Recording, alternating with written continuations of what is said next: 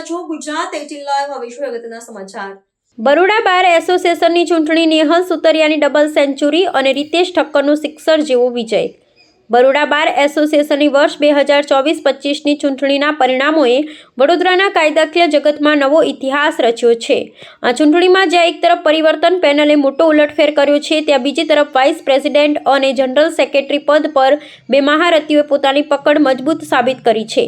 Vice president ઉપાધ્યક્ષ તરીકે નેહલ સુતરિયાએ સતત બીજી વાર જીત મેળવીને પોતાની લોકપ્રિયતા સાબિત કરી છે। વકીલોના પ્રશ્નો માટે હંમેશા તત્પર રહેતા નેહલ સુતરિયા પર મતદારોએ ફરી એકવાર વિશ્વાસ મૂક્યો છે। તેમની આ જીત દર્શાવે છે કે વકીલ મંડળમાં તેમની કામગીરી અને સંપર્ક અત્યંત મજબૂત છે।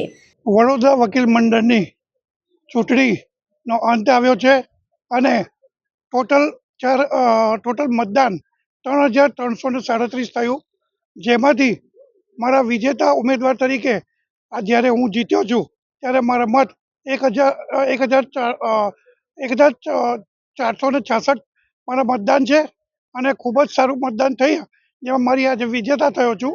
અને માત્ર ને માત્ર હું મારા તમામ વકીલ મિત્રોને ફરી હું આભારી છું કે આ વિજેતા મારા થયો છે એનું પાછળનું કારણ મારા મતદારો છે, મારા વકીલ મિત્રો છે, જેને ફરી એક વખત મારામાં વિશ્વાસ મૂક્યો છે।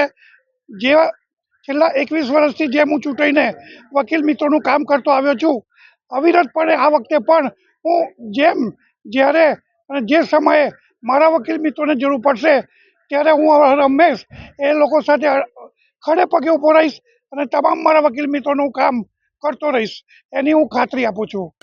જનરલ સેક્રેટરી તરીકે રીતેશ ઠક્કરની જીત કોઈ રોમાંચક T20 મેચ જેવી રહી છે। તેમણે મેદાનમાં ઉતરીને એવી રમત રમી કે અંતે સિક્સર મારીને વિજયનું લક્ષ્ય હાંસલ કરી લીધું હોય તેમ બીજી વાર આ મહત્વનું પદ કબજે કર્યું છે। વહીવટી કુશળતા અને વકીલો સાથેના સીધા સંવાદને કારણે તેઓ ફરી એકવાર જનરલ સેક્રેટરી તરીકે ચૂંટાઈ આવ્યા છે। સતત 6ઠ્ઠી વખત જીત મેળવી હતી। વડોદરા વકીલ મંડળની ચૂંટણી એ ઐતિહાસિક ચૂંટણી થઈ છે। દર વર્ષની જેમ આ વર્ષે સૌથી વધારે મતદાન થયું છે, જેમાં મોટી સંખ્યામાં વકીલશ્રીઓએ મતદાન કર્યું અને મારી અપીલને ધ્યાને રાખી વકીલશ્રીઓએ સારી એવી વોટિંગ કર્યું અને અમને જંગી બહુમતી જીતાડ્યા એ બદલ હું વડોદરા વકીલ મંડળના તમામ વકીલશ્રીઓનો દિલથી આભારી છું અને આજીવન હું એમનો આભારી રહીશ।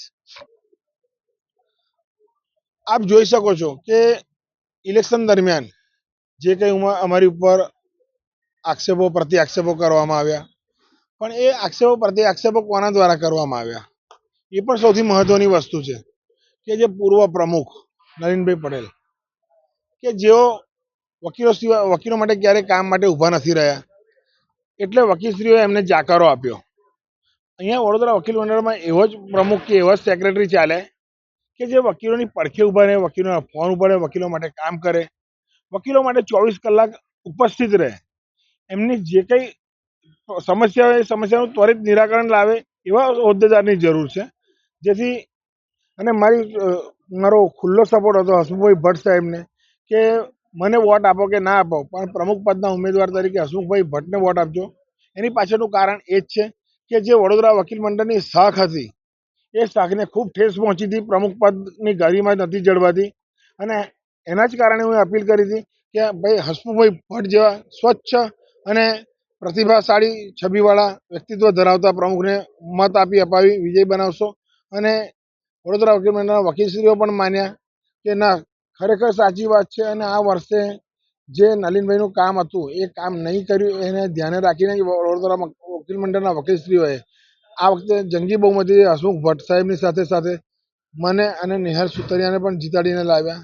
સાથે સાથે એક સારી ટીમ આપી કે ટ્રેઝરર તરીકે નિમિષા ધોત્રે, જોઈન્ટ સેક્રેટરી તરીકે મયંક પંડ્યા અને લાઇબ્રેરી સેક્રેટરી તરીકે જય ઓઝા ને પણ જંગી બહુમતી ચૂંટીને લાવ્યા છે।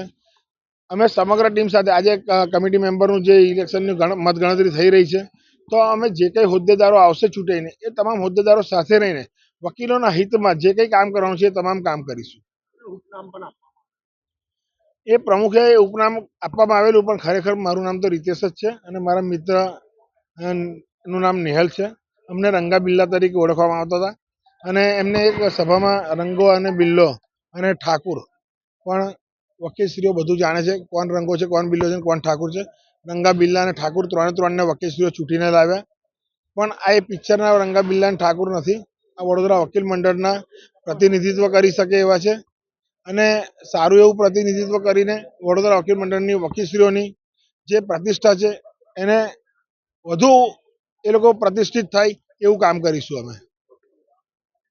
બરોડા બાર એસોસિએશનની આ ચૂંટણીમાં અનુભવ અને પરિવર્તનનો અદ્ભુત સમન્વય જોવા મળ્યો છે. હવે નવા ચૂંટાયેલા હોદ્દેદારો વકીલોના હિતમાં અને કોર્ટની સુવિધાઓમાં કેવા સુધારા લાવે છે તેના પર સૌની નજર રહેશે.